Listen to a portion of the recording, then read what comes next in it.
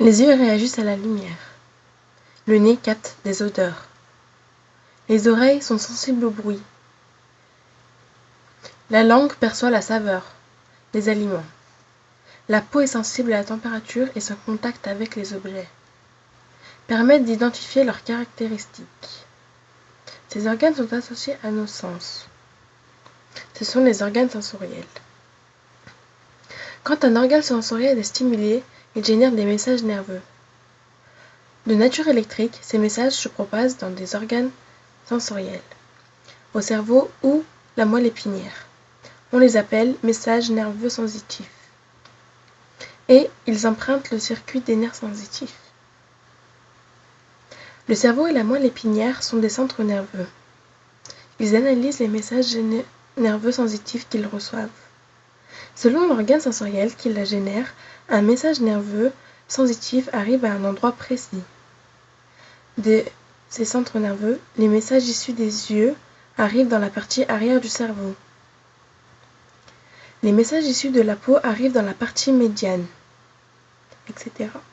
L'arrivée des messages nerveux déclenche une analyse complexe, c'est-à-dire qui se manifeste par une communication intense au sein des centres nerveux.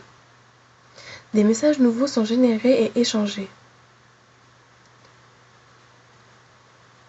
Les centres nerveux peuvent alors générer des messages afférents. Ces messages empruntent d'autres nerfs et circulent jusqu'à certains organes. Par exemple, les nerfs moteurs communiquent des messages moteurs efférents vers les mouches. Lorsqu'un organe reçoit un message efférent, c'est un ordre reçu du cerveau qu'il doit exécuter. On dit que c'est un organe effecteur. Ici, un muscle reçoit l'ordre de se contracter. Dans certains cas, le fonctionnement de notre système nerveux peut être perturbé. Les bruits trop forts abîment les récepteurs sensoriels de nos oreilles. Les rayons les dysfonctionnements parfois irrésistibles, il faut donc prendre soin de notre système nerveux dès l'enfance.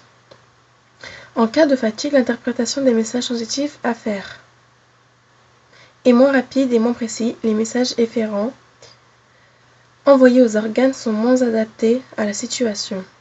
Les consommations de drogue et alcool peuvent perturber aussi notre centre nerveux et peuvent être dramatiques pour l'organisme.